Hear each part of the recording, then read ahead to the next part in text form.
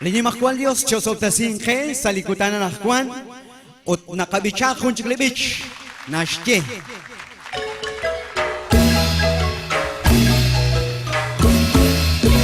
Sa kulikutan, likat mo Jesus, Johnny Atina, tatay dyan kwe, ulay koy,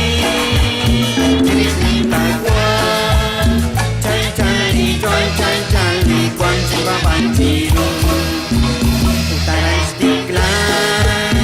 lisay ijo, chiskulinsike, relikat mo avion, sumay paksita, Kanyuan, masasik na kwan siskunin kwan kwe kwan sikunin Jesus sa kalikutan ipagwa Jesus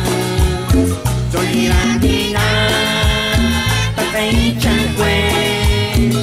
light koe tinig pagwa chan chan joy chan chan kwan ipapanjiro tok makik kwan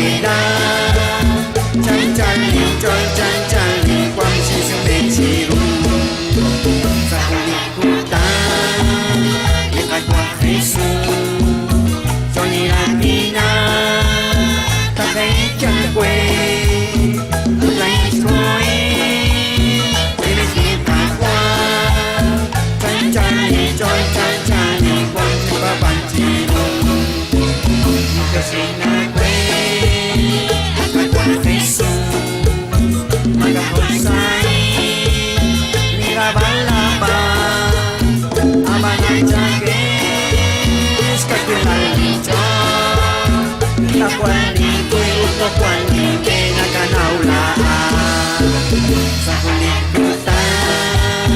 liagwa Jesus Johnny Latina takay chan kwe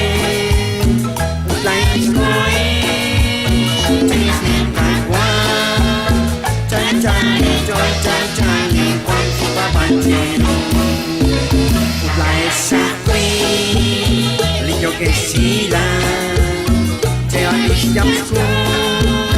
likat mo Jesus, anak ko ay nakatagkailan.